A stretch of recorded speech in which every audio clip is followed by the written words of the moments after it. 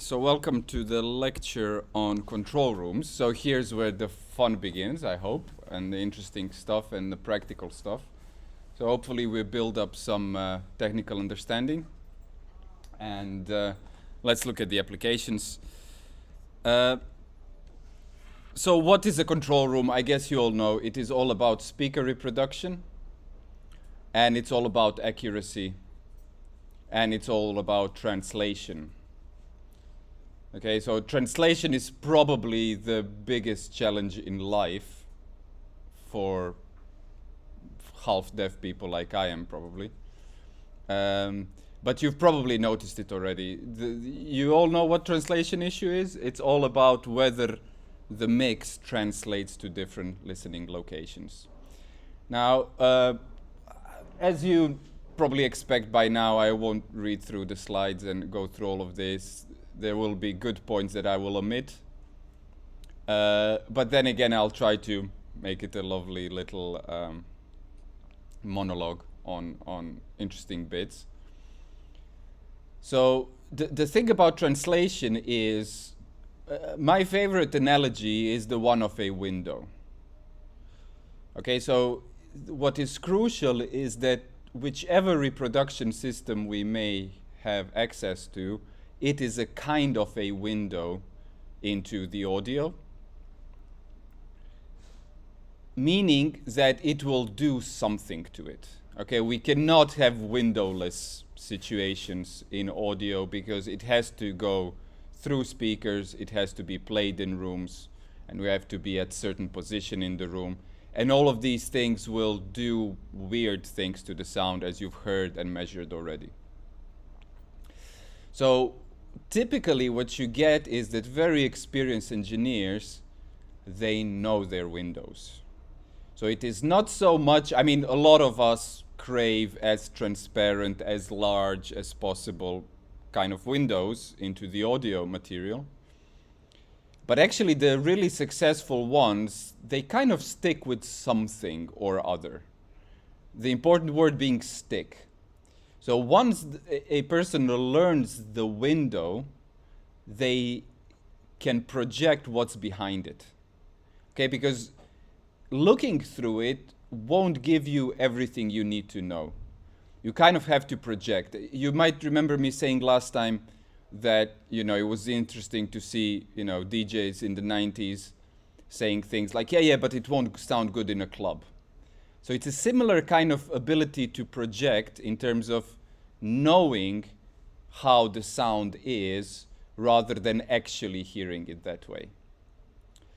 And therefore it is the case that you will have, you know, producers working on a pair of 20-year-old headphones, all in the box DAW, and their stuff sounds really good. And then you will have producers who have 100K worth of gear all around them and their stuff sounds mediocre. So it's definitely not in the gear. Okay, it is, and especially if you dig into a bit of the detail there.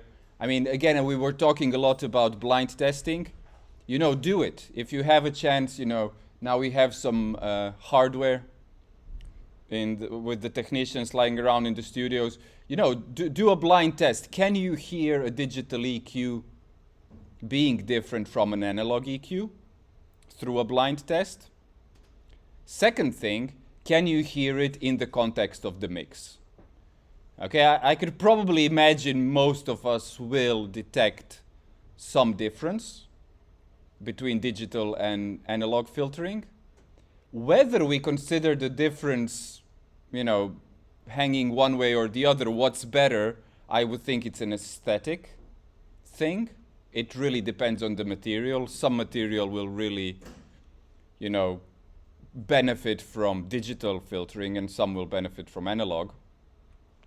So there might not be agreement there, but I would consider as a bet that if you do your, you know, exquisite analog filtering on a snare drum and then put it in the mix, at that stage it becomes totally undetectable. Whether it was, you know, very expensive or very cheap EQ.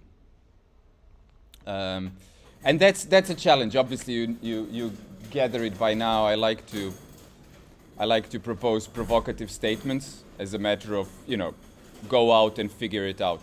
That's the best thing to do anyway.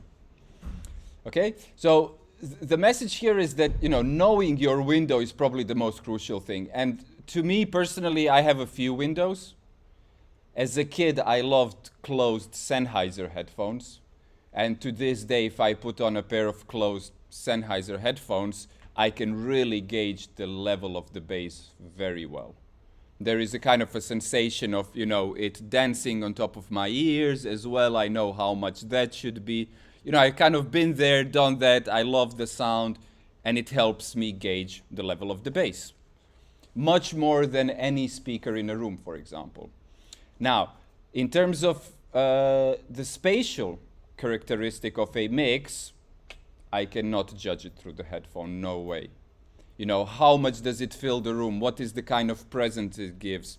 How distant are the sources within the mix? I'm sorry, I can't do it on the headphones. I need a control room for that.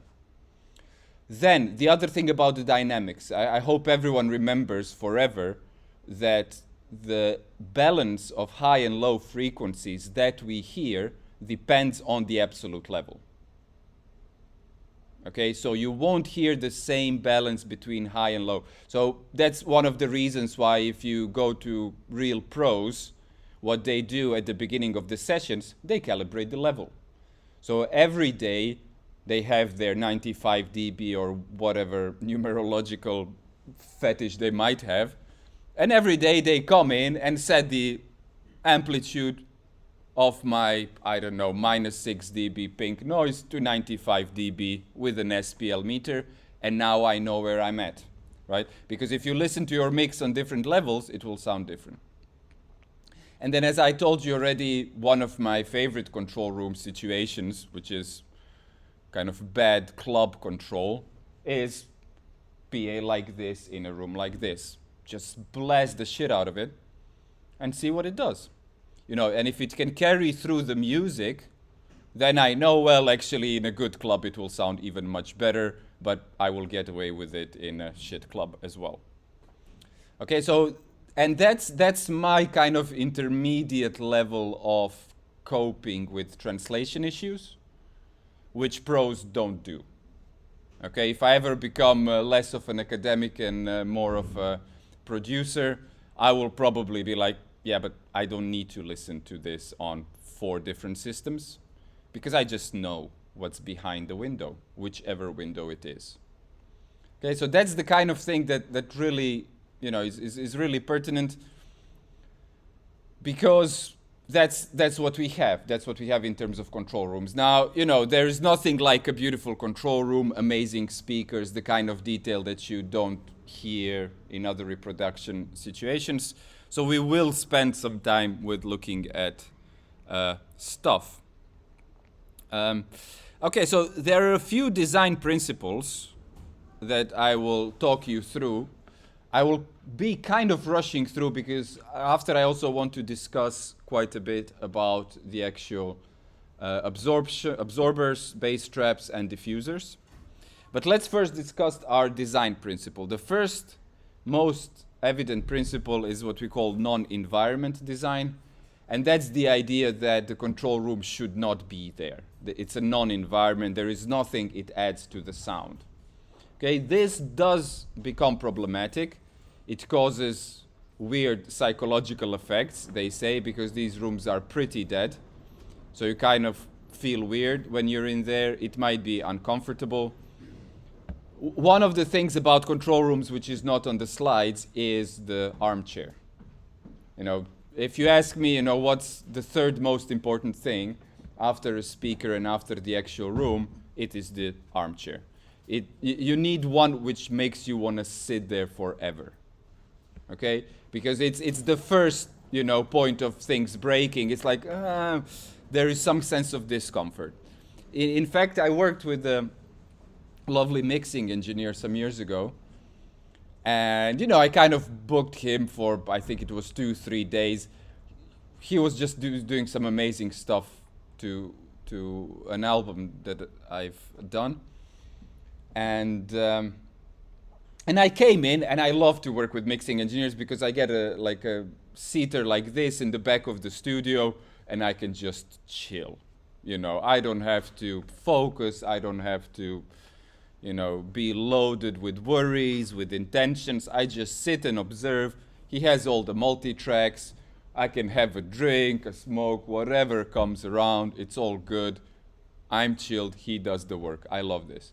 So, you know, I prepare for this, and I know it's going to be like this for a few days. I'm looking forward. So I sit back, and he's like, all right, let's do this. And he's like, there's something wrong with the sound card, with the mic preamp. Something was wrong in the studio, in his setup. And I was like, all right, well, I'm chilled, you know, so let him do his thing. It seems like he won't need it for the mix he's doing for me, but never mind. You know, I'm not going to poke the guy to start with. So I'm just sat back, and it actually takes him 5, 10, about 15 minutes. And I'm like, fine, let's see, you know. And it was a fixed rate, not an hourly one. So, and then it's like, okay, I've done it. It's fine. Let's do it. I'm like, okay. And it took a few hours for me to realize that it was the most important part of the ceremony, because he was making himself really comfortable where he is. I had a more comfortable seat, and I had less to do, obviously. But actually, after an hour and a half, I really wanted to go for a wee. I thought about maybe a coffee or just a walk around. He was sat in his armchair for 3 hours straight without any distraction. And that's when I realized, oh, that's what he was doing. So it wasn't about the bloody preamp that he won't need in the mix. It was about him mentally, you know, setting himself into his armchair and be like, okay, I'm going to fix all the... Because he was not fixing the preamp, he was fixing his subconscious. You know, he was making sure that he's in the state of mind where external things don't bother him. He has a deep subconscious conviction that everything is in order. Okay? And that's a kind of an engineering approach. I mean, I can easily imagine some of you doing your best tracks when your room is at its messiest and there is empty bottles kicking around and, you know, smells like shit and all the rest. You know, it can be inspiring, you know, artistically to be in a place like that. But, you know, if you're an engineer, you know, you're striving after precision, you know, you're striving to, you know, work artistically, but with the given aesthetic of your client. So it's not really, I mean, you might have a client which is like, yeah, man, your studio is too clean, I'm out of here. I can imagine that, you know. But you see what I'm saying? So the kind of creating the mental space, having a room which does that to you, you know, kind of preparing the self for a decent long session. Okay? So how did I get here? I got here because the rooms which are non-environment design are very sterile. You know, you might feel really comfortable. You know, maybe your dad was a surgeon, you know, and you're conditioned to love cleanliness and, you know, precision and nothing on the walls and stuff like this.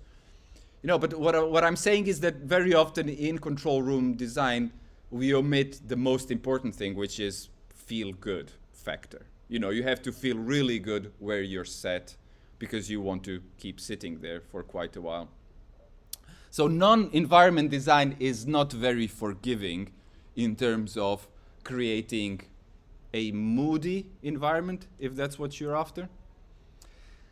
Now, the other really interesting point to make is that in relation to what is the traditional wisdom about control rooms, which I'm kind of surface scratching right now, and the recording rooms coming in a bit, is kind of going out of date because the control rooms are becoming the creative rooms. Okay, so the control room is traditionally the engineer's room. Okay, so it's all about precision, and if the artist wants to spill beer, he can do it in the live room, but not in the control room, right? So it was a kind of a very clear distinction. This is business, this is engineering, and this is, you know, making people go crazy and dance and ladies scream and all the things that used to happen. Now, what's happening, as you know, is that the control rooms are becoming our creative environments. So this fortifies this need for having the environment where you really love to be, want to stay for hours, and feel inspired.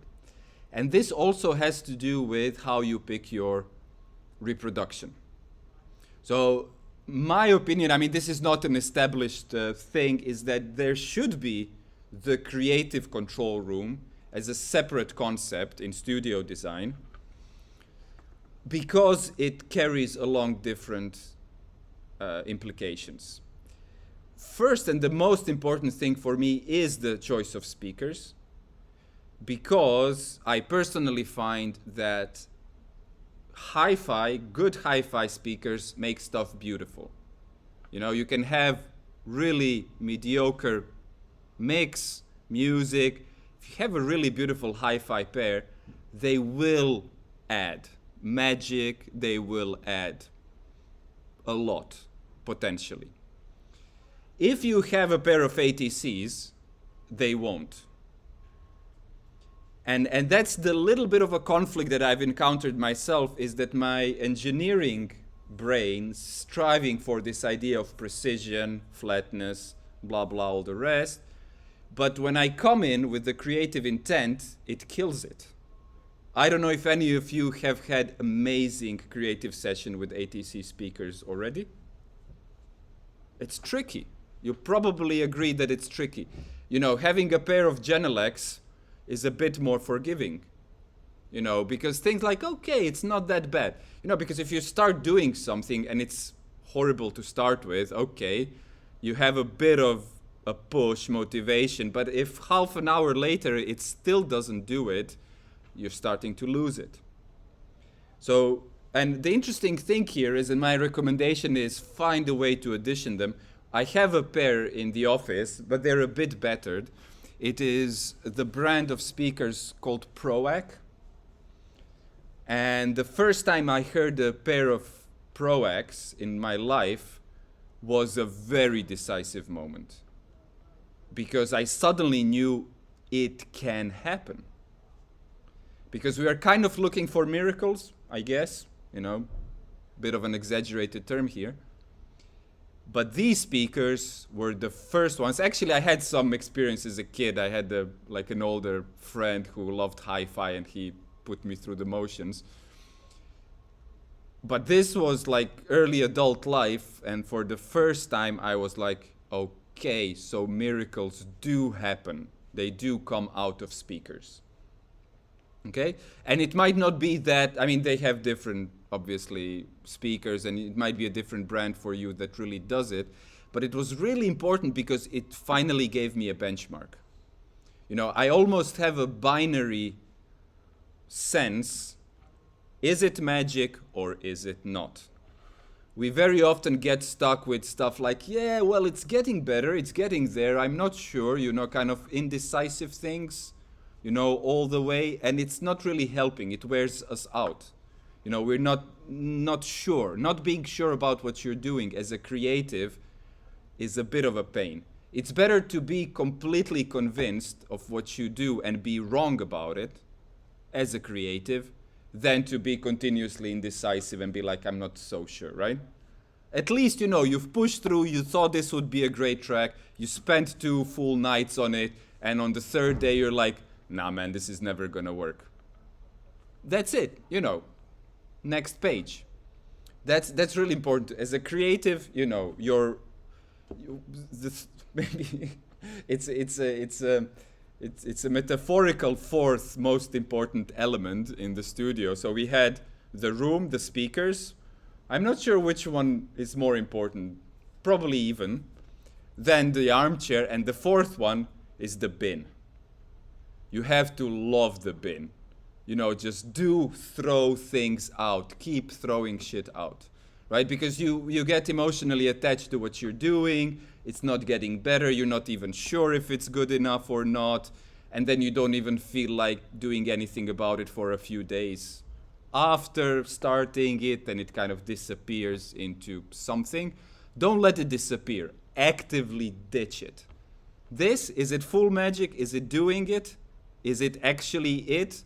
Does it play on, 10 kilowatts and bangs the shit out of everyone? Okay, no? Goodbye. Here is the bin. I love my bin. I'm gonna just keep chucking things into the bin. That's how Dave came up with the basketball, right? Supposedly, this guy was, sketching a new sport. He was a PE teacher, that's how you call it. And he was sketching like, yeah, with the ball, without the ball, this, group like this. And he was throwing all the stupid sketches into the bin, and he was like, that's it, throwing it into the bin. That's the most important thing, and that's how basketball came about, supposedly. So keep loving the bin, keep chucking things out, don't attach to them like that. Okay?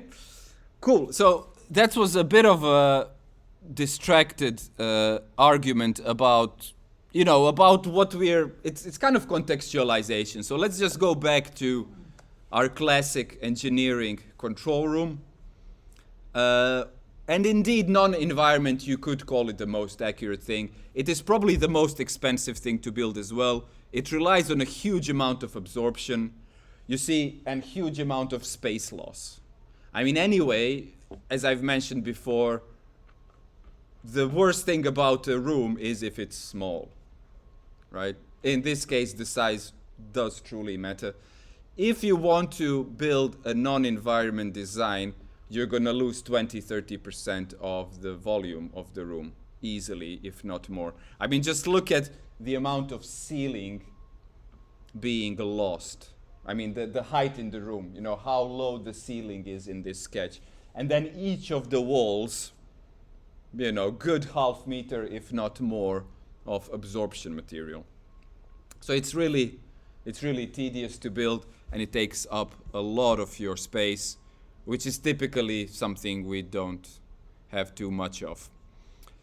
Okay, now in terms of some numbers, I have a really fun thing to do today. You won't be doing a Room EQ Wizard. I hope you're a bit bored with it, so we're gonna have a bit more fun. But then the last tutorial, practical that I will lead next week, we will look at reverberation responses. Okay, we didn't look at time responses of the rooms yet, and that will be our final, interesting thing. Because actually, to say, well, the reverberation time between 0.2 and 0.4 seconds is a fair statement. The issue is that you can't get this nicely balanced across the spectrum. Okay, so typically the lows will ring on quite a lot, and the highs are very easy to absorb. So if you've done anything in terms of absorption, you have probably made the balance worse, because you're absorbing the highs and not doing much about bass. So the best bet is bass traps, huge thick bass traps, and play with those, and keep looking at your time response. Now the issue with the time response, and this is actually a really interesting topic, and a really kind of a mind-boggling one as well. I don't know if any of you have used speaker room correction software. Yeah. I don't know if you have any emotional attachments to this topic already. I will briefly tell you about my experience. I have worked in a control room, which is actually really, really nice. It was kind of 4-meter ceiling, which allows you to put absorption panels 1 meter down, quarter the way into the room, which I'll talk about in a bit, which is the best thing to do. And, really, really solid, lovely old building, feels good, all the rest. And the guy had, I think it was, which one? I think it was SonarWorks. He had SonarWorks installed, neat little measurement microphone, everything set up. And I was like loving it. He had a decent sub in there. And actually, in terms of balancing the sub with the rest and maybe correcting the sub response, I would probably get an advice from room correction software, to put it mildly. But he had it on everything, so to speak. And I was working there. And actually, after the second or third day, I was like, let me just give it a try and switch it off. And in all honesty, I felt that the music started to breathe. It had a kind of, it was, it's a bit like, having your face pressed against a glass mirror, not mirror, just a window. It kind of makes things flat. It's kind of cool as well, right? Because, the face looks funny and there's something about it. But there is something which is unnatural about it. It kind of squashes things. Now, there is a really good argument against room correction software in terms of acoustics. So the point is that what happens in a room spectrally, okay, the dips and the troughs, we kind of explore these in practice as well. These are consequences of time-related anomalies. They are the consequences of path differences. Yeah, you remember path difference is my mantra. Always think about the path difference. It really helps you think your way through these things. So all the spectral issues that I have in the room are actually coming from the time domain. Okay? Because of path differences, reflection coming in later, interfering with the direct sound. That's clear. So the issue is that if I spectrally correct the response, I can do that, and the pink noise will be more flat, but I am not fixing the time issue. So the reflections are still there. So the decay times, which vary across the spectrum, are still there. So always think, if you see a spectral analysis, where is the time axis? Really important. And where is the off axis? Okay, so the off axis response is just as crucial. And you will see, I don't know if you're watching these. Anyone watch the psychoacoustic thing over the break that I posted? There's a huge amount of really good lectures online, and forget the, flashy looking, influencers who have a lot of cash for a studio. Like proper university lectures on acoustics. There's tons of good ones. And there's this specific one. I probably can't recall the lecture right now. But he's really adamant in explaining it very well, how the off-axis response is just as crucial. Because if you measure the on-axis response of a speaker, where you should, which is in the anechoic chamber, what you get is this motivation to flatten it out. And I probably mentioned it already, that typically what you get these days with some manufacturers is that they sacrifice the off-axis response for the flatness of the on-axis response, such that, their measurement will give you something that makes you want to buy the speaker. Whereas if you place it in an actual room, it's not in the anechoic chamber, then the off-axis response, if it is unbalanced, it will actually influence the color quite a lot. It will influence it hugely. Okay? So, just one flat graph is just not telling us much at all. Okay, that's quite important. Okay, so that's one thing. So you cannot correct the time originating issues with the spectral filtering. In fact, there is no way you can correct it. Okay? With changing what comes out of the speaker. You see, if I have a inadequate, suboptimal room, it's not, whatever I play through the speaker will not change the room.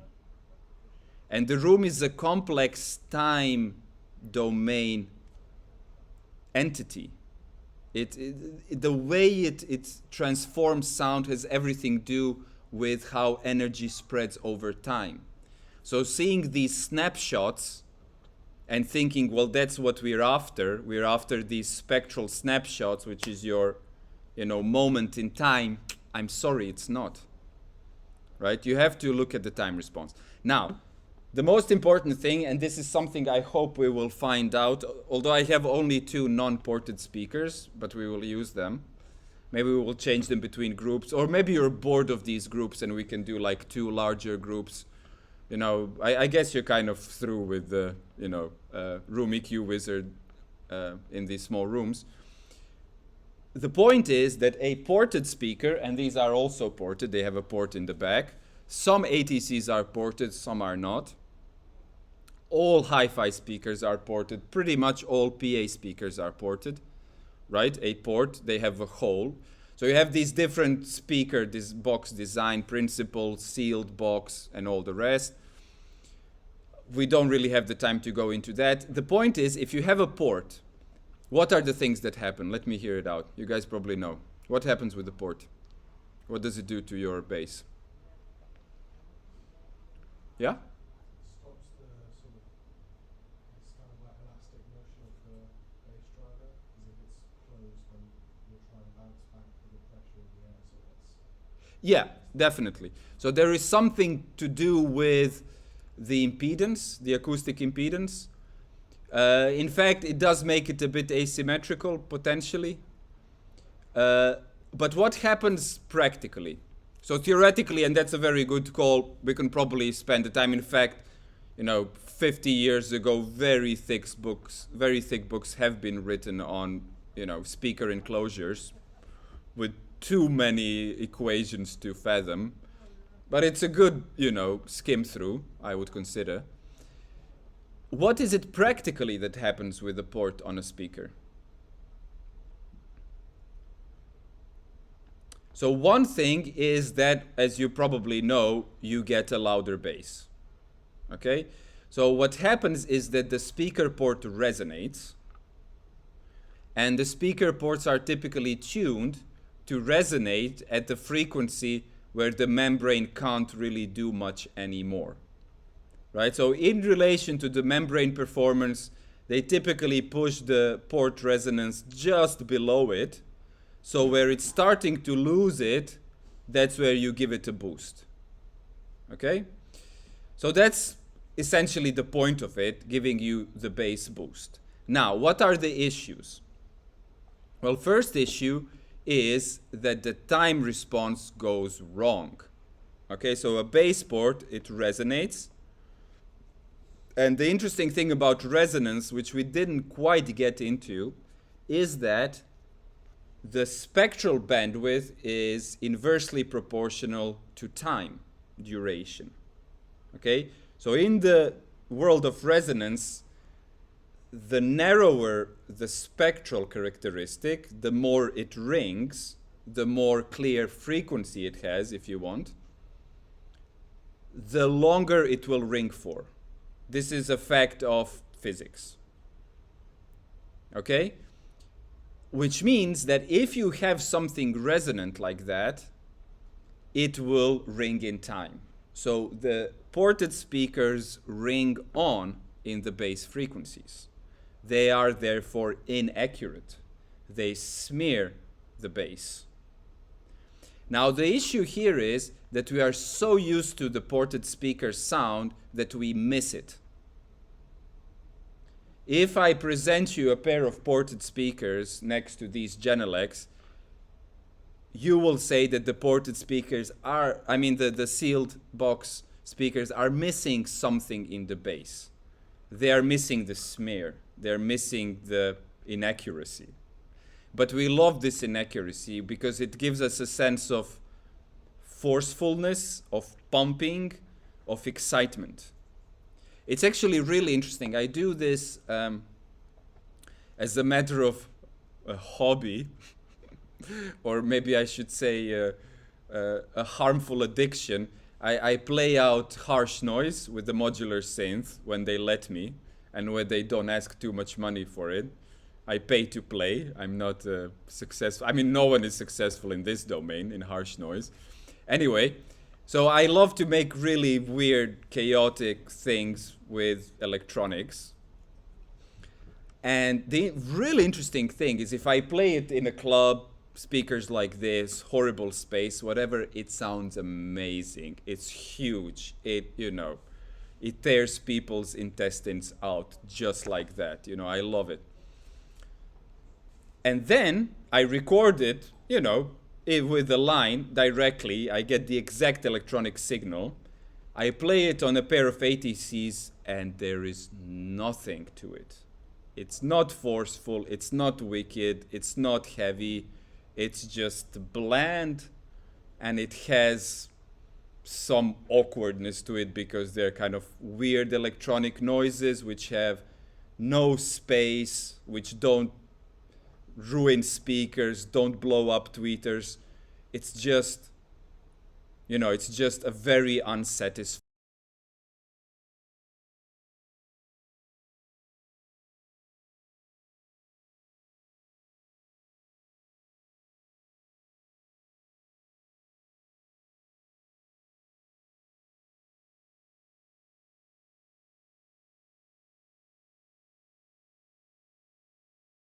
Heavy, intense sound source, machinery, whatever, you actually need to hear the speakers suffer. It's almost an empathic thing.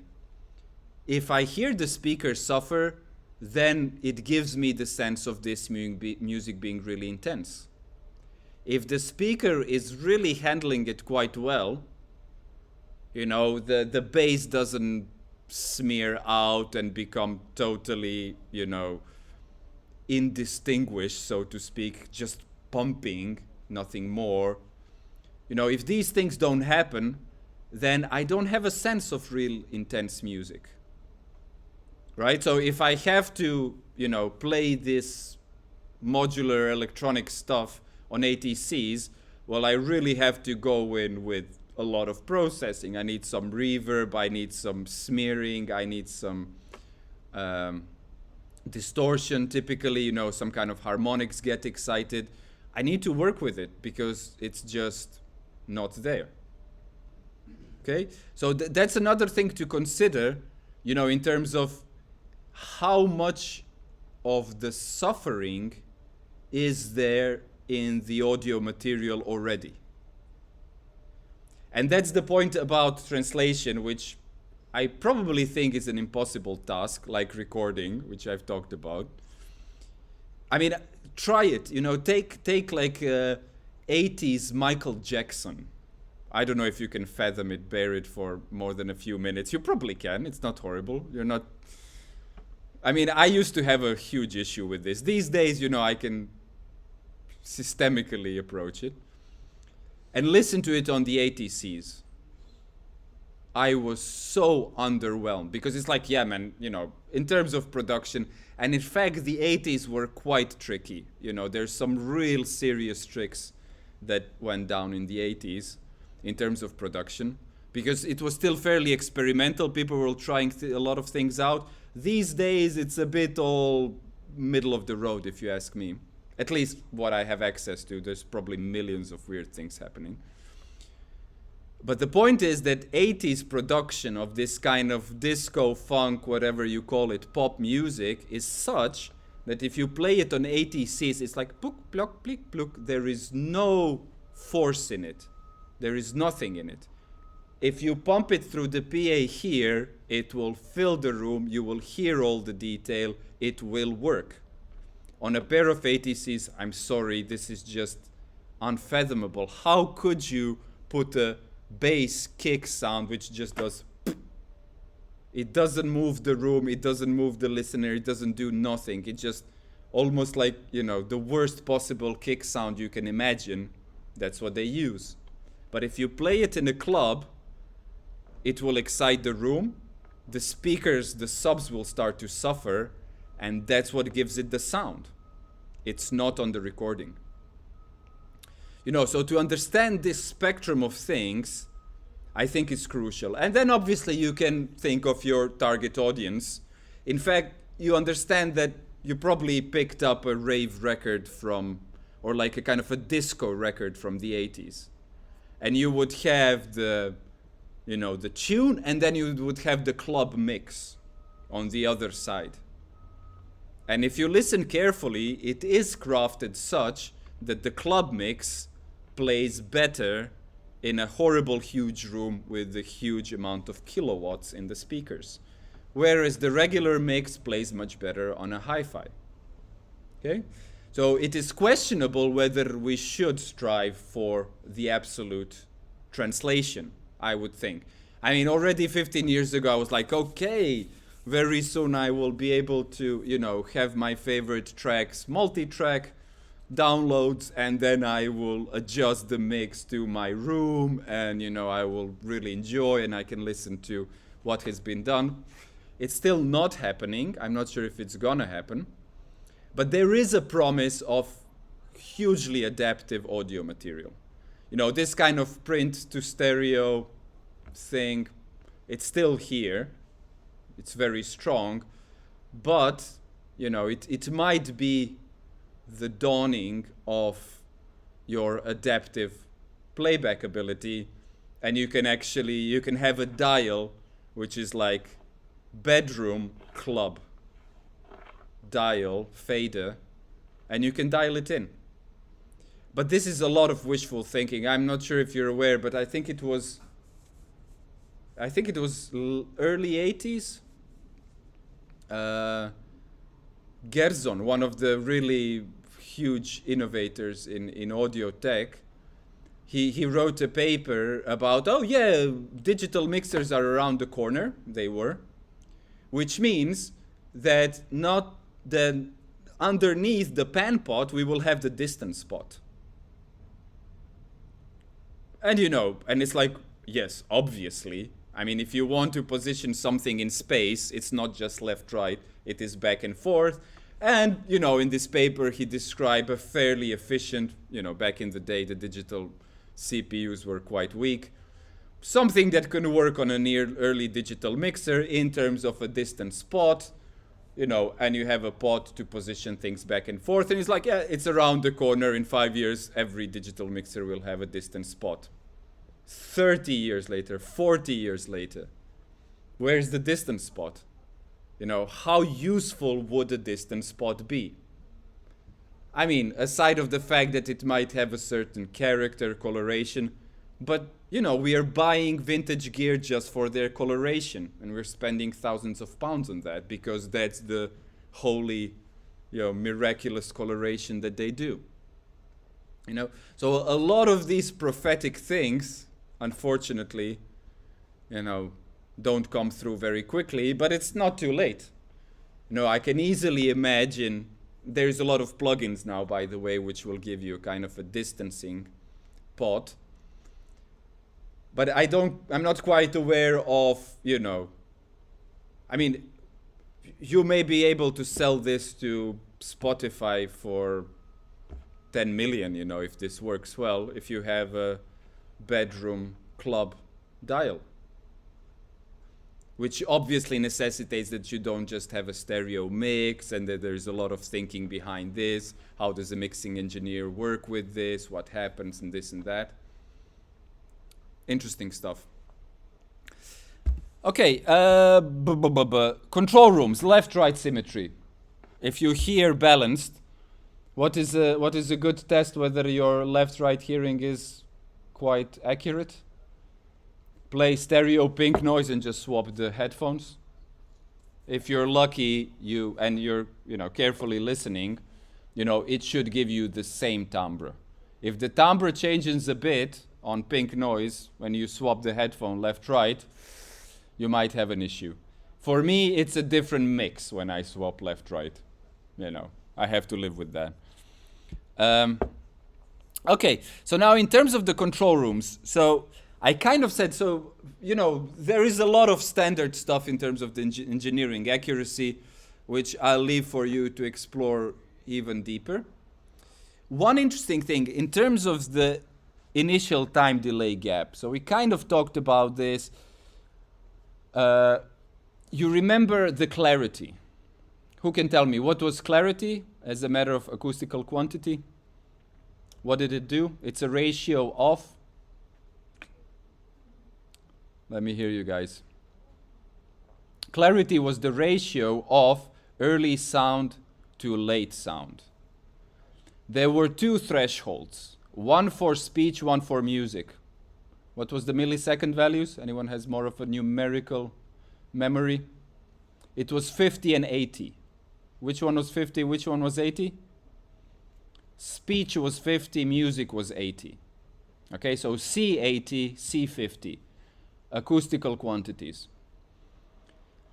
So think about it. So what this means that if I have very early reflections, very early, within 50 milliseconds, I can psychoacoustically improve the clarity of speech. Okay?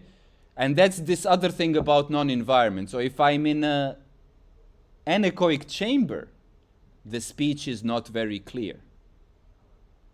The clarity of the speech improves with early reflections. The clarity of music even more so.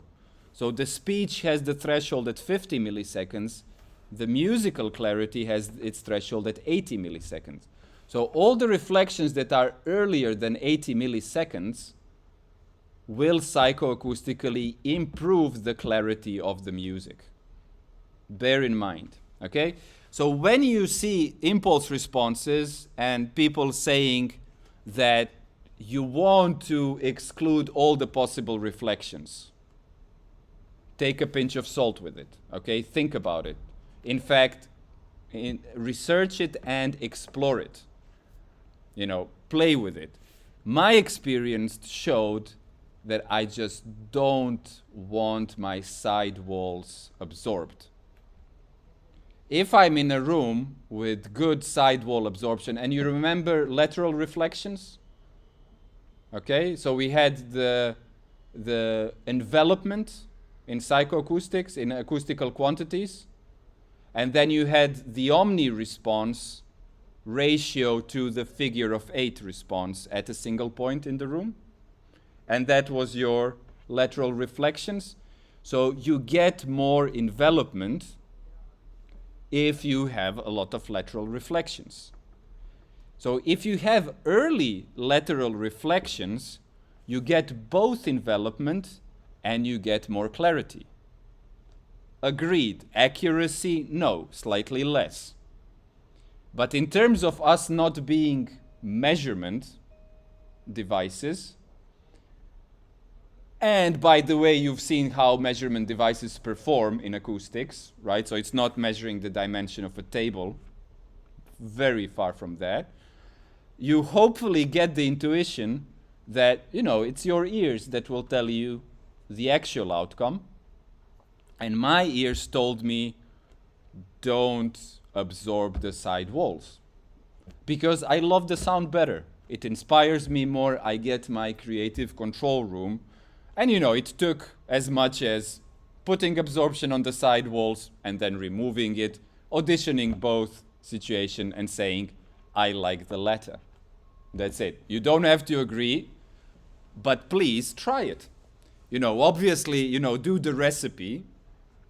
Try what is established. You know, it's not by default that everything that is established is wrong. It's just most of it. Right? So try it yourself.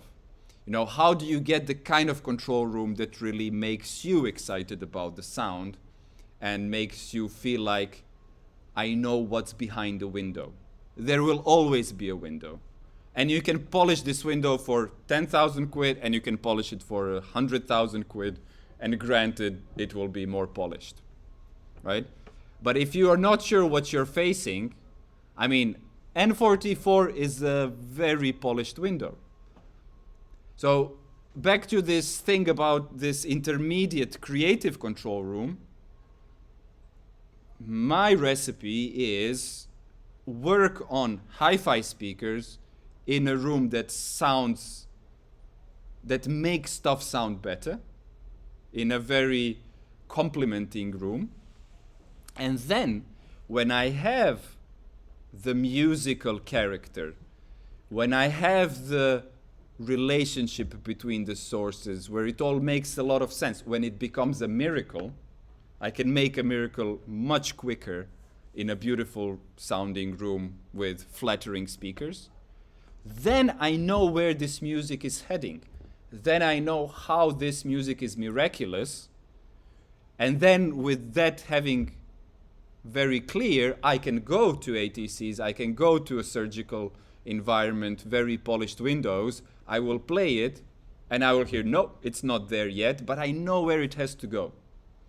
And at that stage, I really have something going because I've heard it, I know this music is magic, and now I'm going to have to make sure it's magic on all these different systems. And in fact, one of the records that I've mixed, I'm probably going to keep remixing it until the end of my life, as it seems, because I love it too much and keep loving it in different ways. You know, I've actually chosen for a mix master combination that is quite miraculous everywhere except on really good speakers. On really good speakers in a good room, I hear it's oversaturated, the dynamic range is not great, and there is lots of detail. But if I play it on a Bluetooth mono speaker, if I play it on a phone, if I play it in non-ideal environments, if I play it in a club, although club not so much because it's actually oversaturated, it works. It does the thing. Okay, so, and if I went through a variety of mixes, mastering options. If I have the mix that really works well on detailed speakers, it doesn't have the energy on other sound systems. And this music, the way I've created it, it's about the immense energy underlying. It's not about the detail. You can always listen out for detail, right? But if it doesn't, you know, punch you in the face the way I imagine it need to do, it's just not there. Okay, so think about translation. Evidently, if you think that there is the ultimate translatable mix, go for it, keep exploring it. You know, but take it with a pinch of salt. You know, it's a bit of a monotheistic thing, in my view. You know, so, and actually that's the job of the DJ, right? I mean, as a DJ, I guess some of you guys play tracks in clubs or, you know, some parties. You know, having a dial, which is the amount of saturation of the mix, you know, the kind of bedroom club, it would be so great.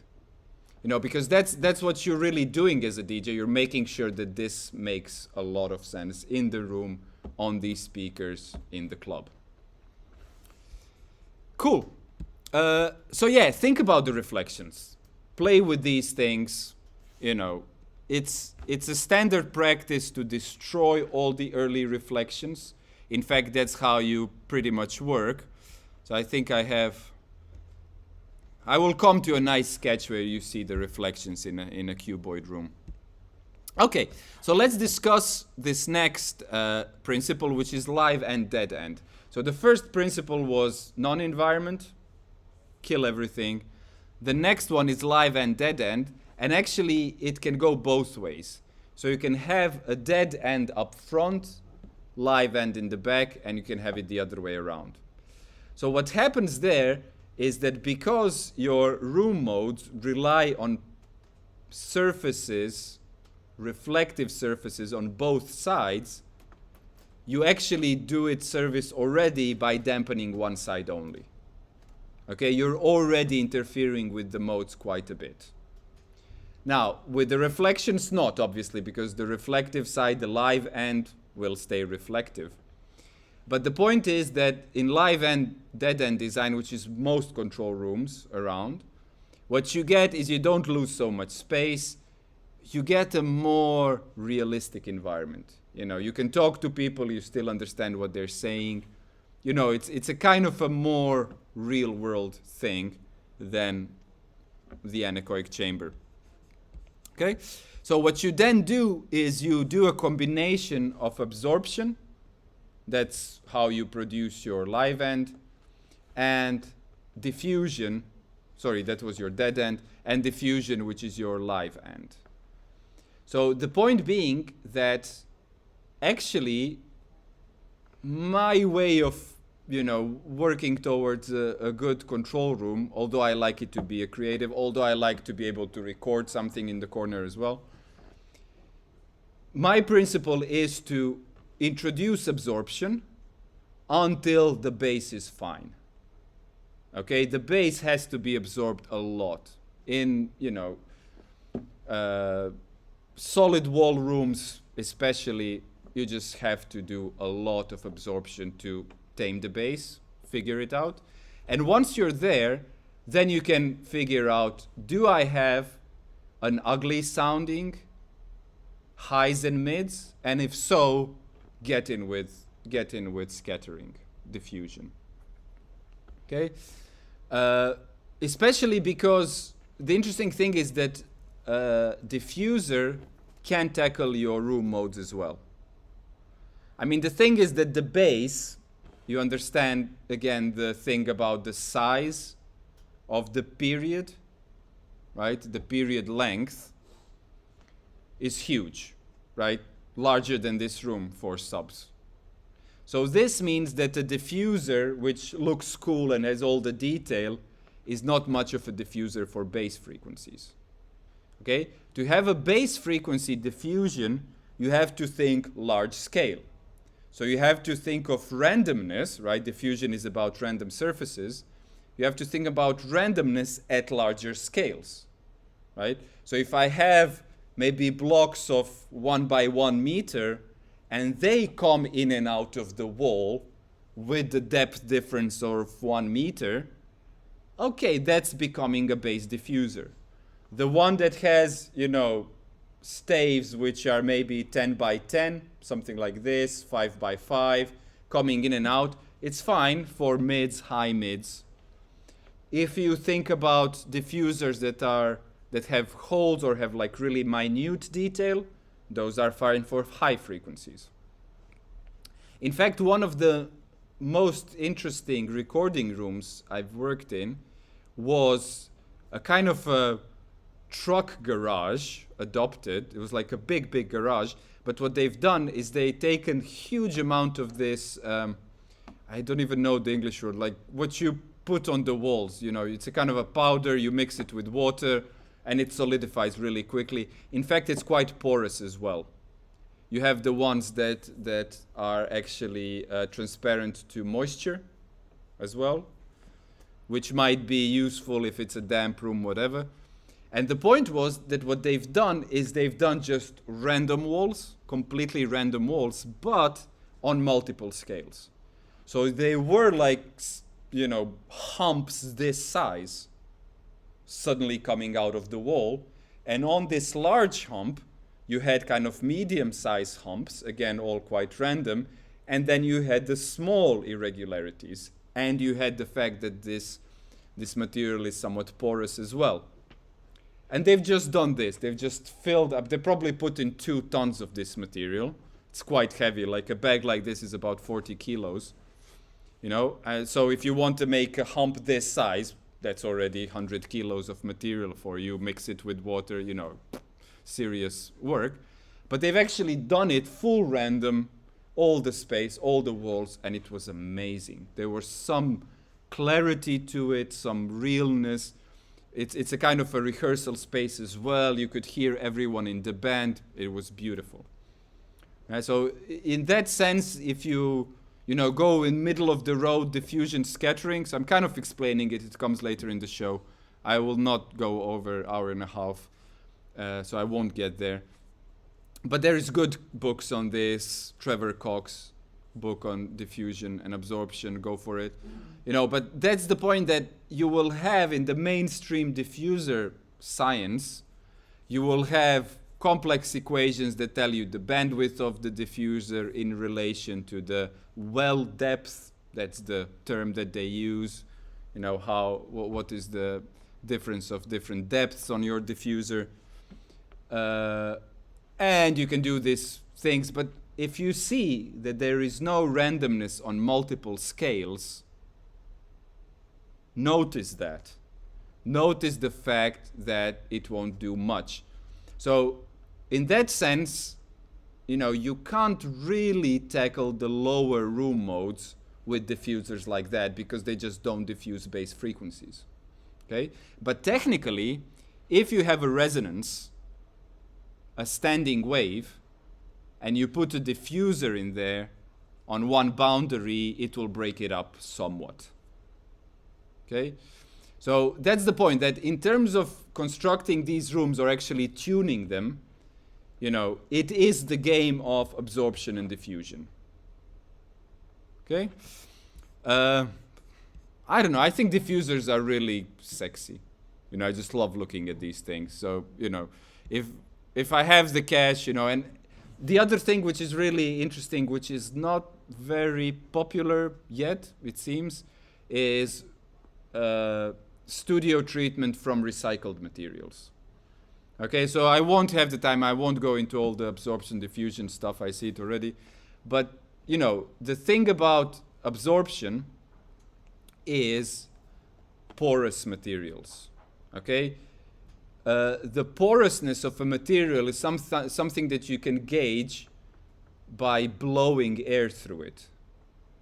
Okay? So a porous material, what it will give you a sense of resistance. So you can still blow air through it. You feel the air is streaming. It's not blocked, but it has a lot of resistance like that. Okay? A non-porous material, you will just feel like you just blew it through. So if you take a kind of a cheap sponge material, you actually blow through it really easily. If you have a good density porous material, you actually blow through it with some difficulty. Whereas if you have a totally non-porous thing, I cannot blow through the desk, right? So it's not porous at all. So that's like your basic thing. Don't do this with glass and mineral wool. Don't stay safe. These materials unfortunately are a bit toxic and difficult to handle. In terms of acoustics, we typically go for the most dense you can buy. In terms of thermal insulation and all the other things that architects are interested in, saving cost, you have different density, mineral wools and glass wool. For us, the denser the better. The more you can compress it, the better. I mean, the less you can compress it, the better, right? If it's really dense, so you can kind of feel it as well. So one thing is blowing through it, the other thing is feeling whether it gives. So it's not supposed to give, right? It's supposed to be really packed, really dense, but still letting air through with difficulty. I'm just saying this for you to be able to intuitively assess the value of something you find on the street front, for an absorber. And that's all you need, really, this kind of porous material, which is still fairly dense, which means that there could be quite a lot of things you can find and do this fairly cheaply. And then in the domain of diffusion, it's about random surfaces. And all the stuff you find on street fronts are typically random things. So you can use it for randomness, I imagine. Okay? But then, things like bookshelves, record shelves, I typically have all my shelves open. I store my clothes on open shelves in my bedrooms, which is always a kind of a control room as well. Because it just does the thing. It absorbs a bit. My pullovers absorb a bit. The shelves are a bit random. Things are stacked up random. It helps. It might not look great, but it does help. So everything you can do in the room to make it more random can work quite well. Okay, room shaping. So this is the bit that is really exciting, especially if you have the cash and the opportunity to design the shape of the room.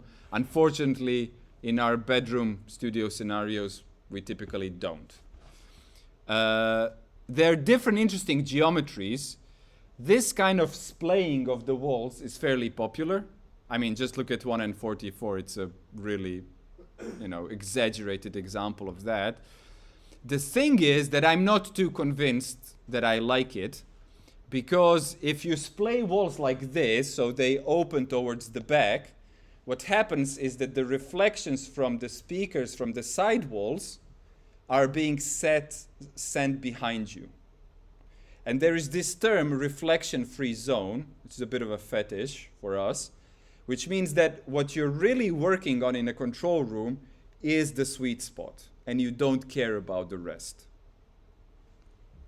So all the geometry that sends first reflections far behind the sweet spot are desired by convention. For me, I'm not so sure.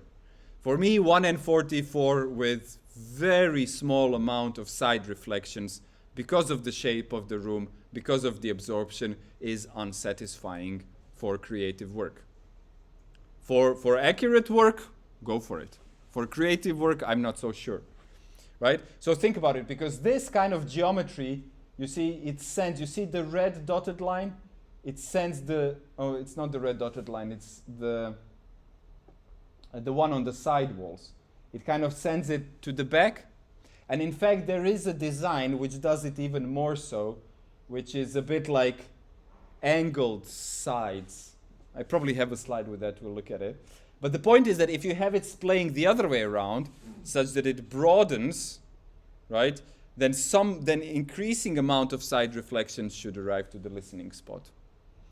But all of these geometries, you know, you would have to figure what they do more exactly. The funny thing is, and I'll talk about this in a second when I introduce the practical, is that, you know, rooms are just unpredictable. You know, it's really exciting. So yeah, if you have the option of shaping the room, that's great, study it. Typically, we don't have too much in that domain for ourselves. Okay, flutter echoes, you're probably aware of this. Parallel walls do this. Here is the sketch of a cuboid control room. And this is interesting to observe because you see the points of reflection where they bunch together. So if you just observe the walls, and you see that's where we mostly put absorption, just to kill the early reflections. Okay? Good. Characteristics, okay, straightforward. Now, non-parallel surfaces, exciting, worthwhile. The thing to know is that with bass frequencies, you need a larger angle to do anything. Okay, so if I have slightly non-parallel walls, I will still get a very strong mode in bass frequencies. They really need to splay out quite a bit for them to affect the bass. They will affect the mids and the highs very quickly as soon as it's a bit non-parallel. You know, so if you have a kind of a flutter echo thingy, kind of a, you know, ringy, kind of a tunnel sound, you know, which is typically in the mids and the highs, just by, you know, splaying the wall a bit, it will help it. But with the bass, you actually need much more of an angle. It's worth knowing.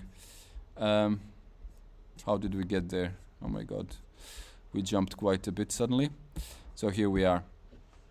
Okay, so study it, read about it. That was the most important thing. Here are some sexy studios. So thing to note, symmetrical, unusual shape, typically what you go for.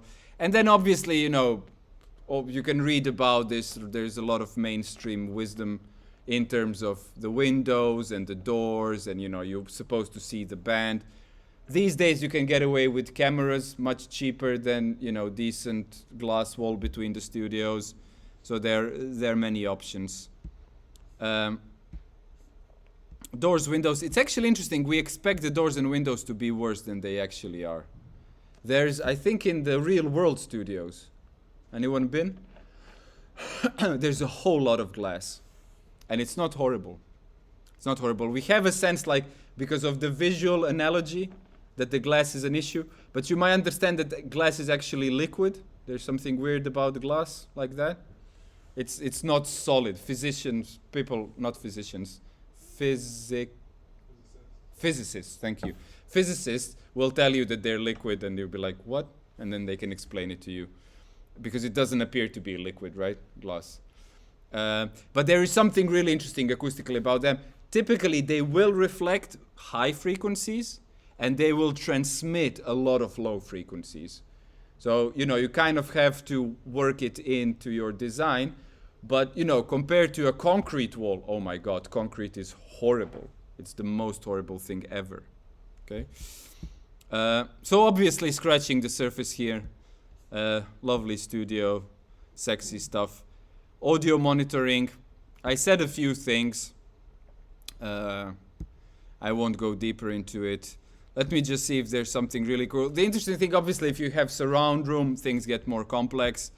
But actually, this is the kind of thing I really, wish to have.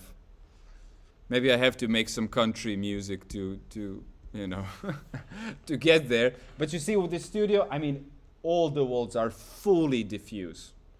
No compromise. Enough cash. They probably like the aesthetic. I like this hedgehog aesthetic as well. It's beautiful. Everything is horribly diffuse. And then some really thick curtains to adjust the absorption. If it's too much, you can dampen it a bit. But that's that. I love this design. A bit more of Tennessee. That's how it looks. Sexy stuff. Okay, so you've dealt with comp filtering. 1 out of 3 groups, if I remember right, could detect the notch and could follow it with moving the speaker.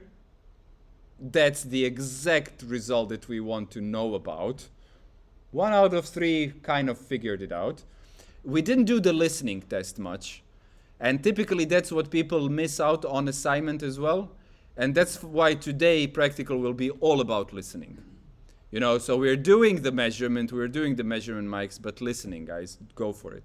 And especially with comp filtering, pink noise, you can hear it very well. And that's the one experiment that I really love to show, but we're kind of running out of time. You remember we've done it with correlated and uncorrelated pink noise and moving around the room? So the next step would have been to move one speaker. And it's huge. So if I have one speaker and the other playing the same noise, correlated sound sources, and I just move the 2 speakers, you hear the phaser like, no way, man. Really strong. Like, you hear it so clearly. Okay? So that's the power of pink noise, and while you're moving things around, that you can learn to hear pink noise. I would almost suggest, I'm not quite religious, but I do appreciate the monkey brains that necessitate certain aspects of religious engagement. And one day or other, I will start having a morning exercise routine as well as my body deteriorates. It's bound to happen. I would probably suggest, make a church of pink noise meditation, and every morning listen to 10 minutes of pink noise, learn how it sounds, it's really special. There's a lot of detail. You see what I was saying about the psychoacoustics of paying attention and all the rest? If you hear a pink noise, it's like, yeah, man, it's pink noise and it's a bit colored. But, can you hear the notches? How many notches can you hear? Can you hear the peaks? How many peaks can you hear? In fact, it's quite interesting. In Hungary, we have electronic music course. So it's not as engineering as here, but we do quite a lot of science as well. And they actually have a subject which is called solfège for timbre. So it's timbre solfège. Solfège is your kind of music theory, recognizing intervals and all the rest. So this is timbre solfège, and the exam is, what is the band of this noise? And the answer is, it is a 3.5 kilohertz centered narrow band noise signal. And if you put in 5.5, it's a wrong answer. If you put 1.5, it's a wrong answer. And students actually train that. You can train that. Just like you can train your intervals, you can train. In fact, it was amazing. I worked with one of the guys who gave me the best advice about one of the bits I was doing. He was like, yeah, man, where's your 6K? And I'm like, just short of 6K? Bad joke. And he was like, just push the 6K. And I was like, really? And I pushed the 6K and the whole mix just worked out. Suddenly it was there. Everything that was missing was my notch at 6K. I pushed the EQ. Okay, it was the 6K. This guy spent some time as a teenager recognizing noise bands. And he knows he hears the timbre of the instrument and he knows like something's missing. I'm kind of okay with the 2K band. 2K band, 1K band, I can distinguish these two. I'm all right with this. But 3, 4, 5, 6, obviously 7, 8 is a different ball game. That's a kind of, work with it. Test yourself. Listen to these things. It can really help. Or the other thing, I have a decent piano recording. There is a notch filter. Recognize the frequency. You can do this. You have to do this blindly, but you can also make a max patch that does this randomly, like a morning exercise. Instead of push-ups, recognize the notch frequency. In fact, I'm sure someone has made an app with this already. Just hits you with random notches, recognize the frequency. So there's quite a lot to learn here. Okay, so I said a lot about absorbers, and now I'm going to sum it up. A lot of details went unmentioned.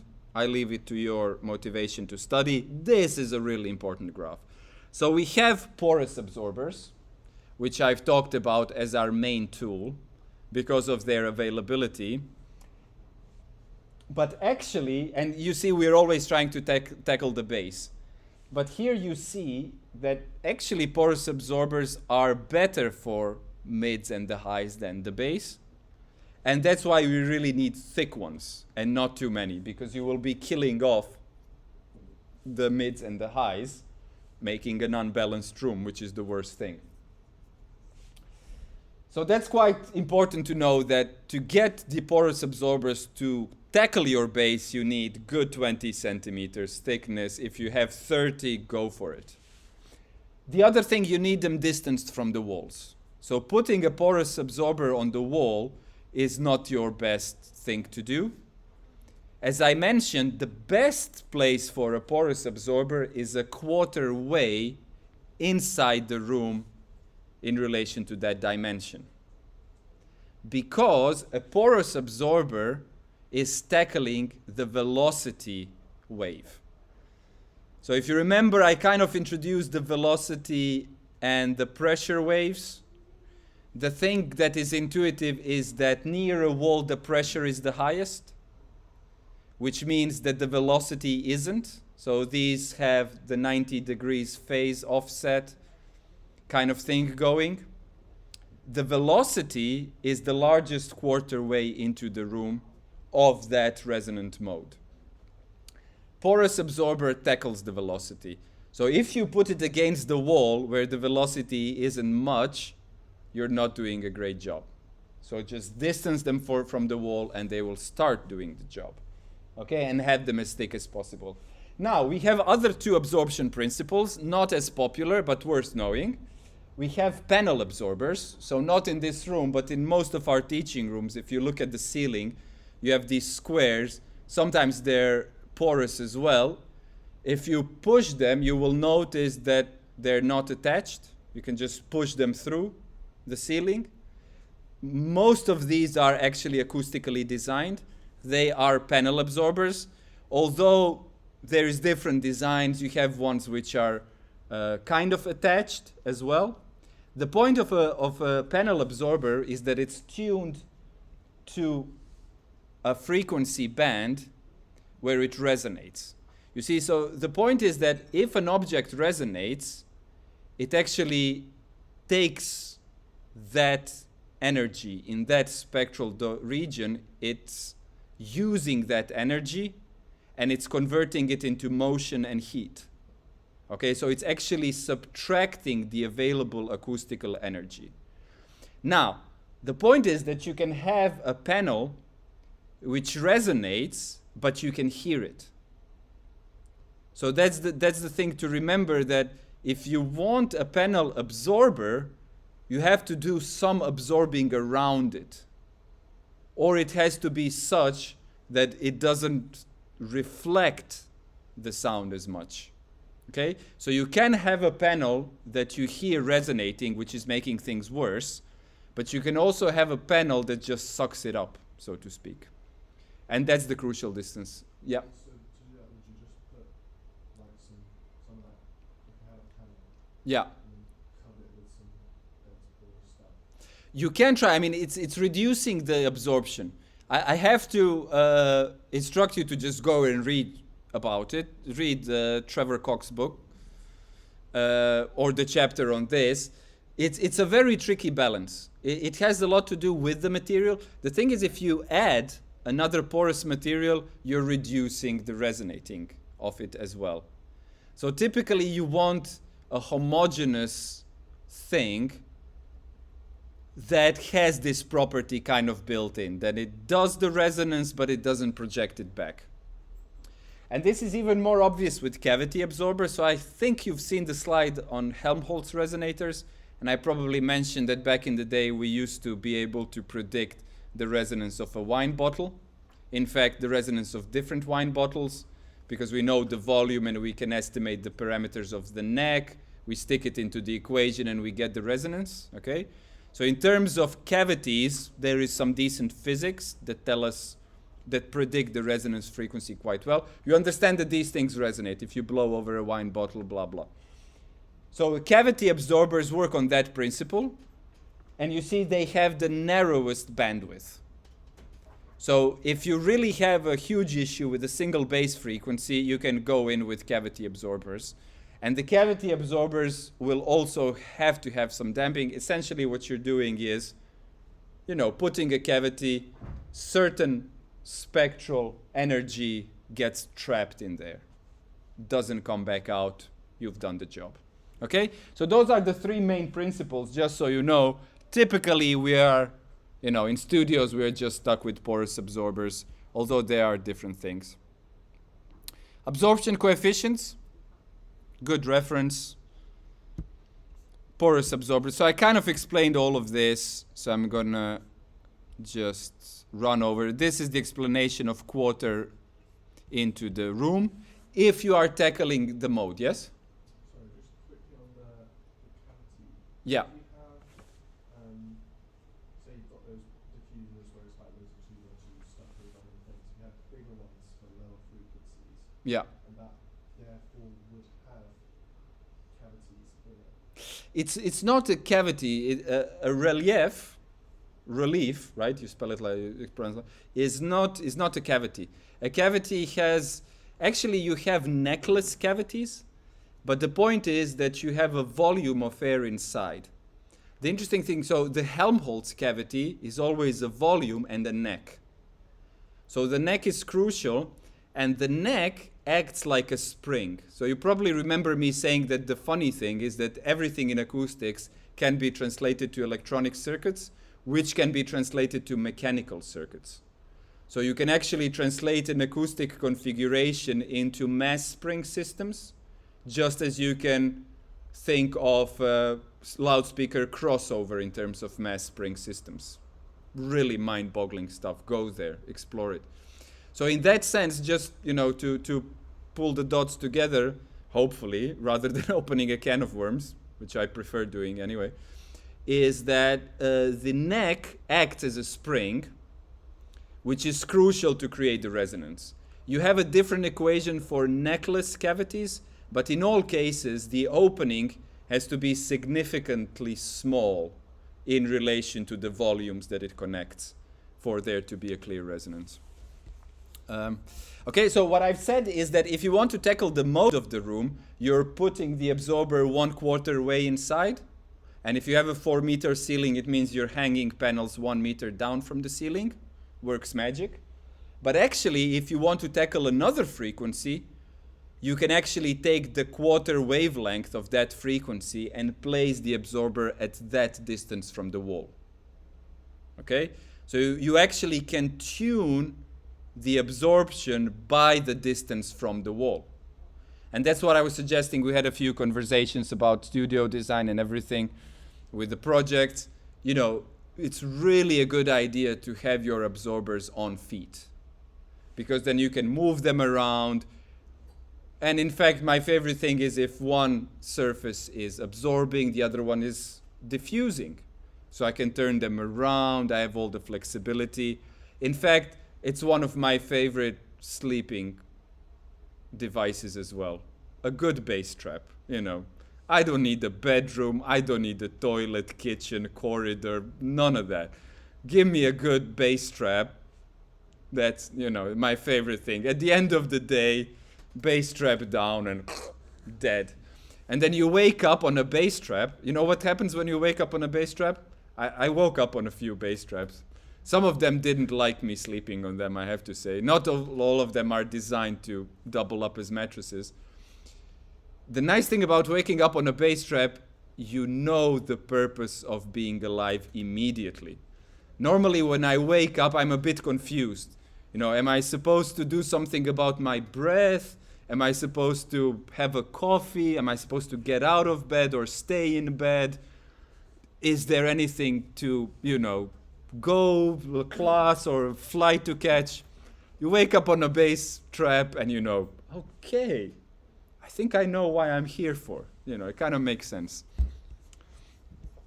Okay, so yeah, quickly through this, depth position effects, porous absorbers, the thicker, the lower they go. Other types, I've discussed this. Here are examples of panel absorbers. So these are the attached ones. Okay, so they are attached. And obviously you can imagine a basketball court being really reverberant, loud, and horrible. So that works. Made out of plywood. There is also different options. Perforated plywood works as well. Here is your Helmholtz cavity. And here is a cavity absorber in action. Okay, so you actually get these building blocks, which are already cavities, tuned to a frequency, and then you see you have a kind of a porous thing slotted in, just to make sure that the energy doesn't come out as readily. I mean, obviously it stops some energy from getting in, so it's a kind of balancing act. Okay, so diffusion scattering, I think I've mentioned the most interesting thing to remember is the difference between scattering and diffusion coefficients. Anyone remember? I mentioned this. So your scattering, I mean, I mentioned it in my 10 years of teaching acoustics a few times, I'm not sure. But scattering is the ratio of non-specular reflections to the specular reflections. So it is essentially telling you how much of the reflections went in a different direction. Diffusion coefficient tells you about the evenness of scattering. Okay, so the scattering tells you how much of it went, unlike the billiards, right? Billiard ball is your specular reflection. Incoming angle, reflection angle, same. So the scattering tells you everything that is not expected, so to speak, not specular, where diffusion coefficient tells you about the evenness, which is more important for us in acoustics, right? So just if you encounter these two things, and if you use these terms, you can use them more cleverly. You see? So that's your thing there. Specular reflections, no scattering, no diffusions. If you have something wrong with the reflection angle, you already get scattering, but no diffusion. You actually need random surfaces to get good diffusion, even scattering, and obviously with that you get scattering itself. So that's the crucial thing about these terms. Diffusers, you've seen this, read all about it. Lovely amount of diffusers there. Okay, so 5 minutes and I will introduce the practical, and then you can get on with it after any amount of break you prefer to take. Okay, this is really exciting because I've just done it for the first time myself last week.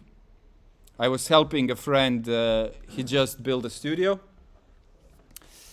And he actually, it's really funny because you remember I was recommending Philip Newell's book the most as a really, kind of good read, a lot of information, anecdotes. He's actually worked with Phil Newell on the studio in Switzerland, and he got this thing from him, which I haven't seen written down in books, so it's kind of fresh off the press. And what we've done, it's really exciting, is put the speaker in the corner of the room, just in the bottom, on the floor. So there, if you play a speaker from there, you are bound to excite all of the room modes really easily. Okay? And then it's all about audition. So what's going to happen, you're going to place that and use a sweepable sine wave oscillator. In fact, I think in the break I can make a quick Max MSP patch that does this for you guys. I didn't get the chance before the class, but you can probably figure it out yourself as well. Just a dial with precision. We've done something similar. So the idea is that you work around the bass, speaker in the corner, and have the few people in the group distributed close to the walls. One in the opposite corner, one or two at the opposite walls, and one at the dial. Go slow and find a way of communicating when people who are auditioning hear a strong mode. Suddenly the amplitude goes up really loud. Okay? So the point is that as a group, one person at the dial, few auditioning, you should be able to identify 5 most problematic modes. 5 peaks that are really bad. Okay? I trust you to develop your communication structures, whatever you like to do this. So it's all audition, no measuring today. Then just try to make it exact. So first, probably you just say, oh, well, this is a bad one, this is a bad one. You might have only 5, in fact. You might have only 4. It's not given. But once you have, okay, you kind of pinpoint them approximately, try to do the fine adjustment. You know, just within a hertz or two, okay, here it's the loudest. Really pinpoint it, okay? Now, then you note these 5 frequencies, and then comes the fun. You should have a playback such that you can jump to these frequencies. So I can help you with the max patch, or you can do something with presets in DAW, whatever you like. So it's not keys on the piano. It could be anything in between, right? Make sure that that's the case. And then what I want you to do is walk around the room while one person is at the controls and find the spots where the modes are the most balanced. So what I have for you as a matter of helping it, so first round you're just auditioning and you put down the 5 papers on the floor or maybe on top of the mixer if you have to be above it, where you find the 5 most balanced spots in terms of these problematic modes. Okay? And when you identify those a bit informally or kind of just by walking around, then I want everyone to go through these spots and fill in the table. Okay, so I have a table of 5 by 5 for 5 frequencies that you're auditioning and 5 spots with the papers down. And I want everyone to, I don't know, you can talk about it within the group. You can do 0 to 10. You can do like 0 for nothing, minus for identifying a trough. Remember, in a standing wave in a room, there are troughs as well, not just the peaks. And classify all the spots according to the 5 things, and then we're going to look at this. The interesting thing is that I'm expecting quite uniform tables, because these things are fairly obvious. And the really weird thing in my friend's studio last week is that it's just off cuboid, some unparalleled walls, but if you don't pay attention, it seems fairly rectangular. And there was, if this is the room, there was one spot here, and suddenly none of the modes were problematic in this one spot. And it was like, go there. It's like, I can't believe it. You see? I mean, I love this guy. It's a bit weird. He spent 2 days walking around the room. Great. He has the time. I was like, yeah, I do this for 2 hours. Perfect. But I probably wouldn't push it. But he found a spot in the room where the modes were just, I mean, he was doing it on his own. So he had a wireless keyboard and he programmed a few keys to jump between the frequencies so he could walk around and kind of remotely do that. You can do this one person on the controls. So the question is, what is this point good for? I mean, the thing was that this was a totally asymmetrical point. So for placing, it is a sweet spot, but not for stereo audition, right? But it's a great spot for a bass instrument. It's a great spot for a microphone. Because the fact that every room is really complex in terms of where does the bass build up, where do which modes build up, this affects your recording in terms of the sound source, in terms of the microphone position. Okay? So we didn't find the best seating, we found the best microphone spot. To find the seating, what he's done, I helped him a bit, is find the axes that have symmetry embedded. So if I have a stereo control room, I have to sit in the middle of the side walls and the speaker have to be symmetrical. Which means that I have one line where I'm gonna be seated, and if it's an option, I have two, right? And then you walk these lines listening to the problematic modes, and there you can also find a much better spot than another. Okay? So that's your task for the practical. Thanks for your attention, and have a break. Go to the rooms, and I'll be with you shortly.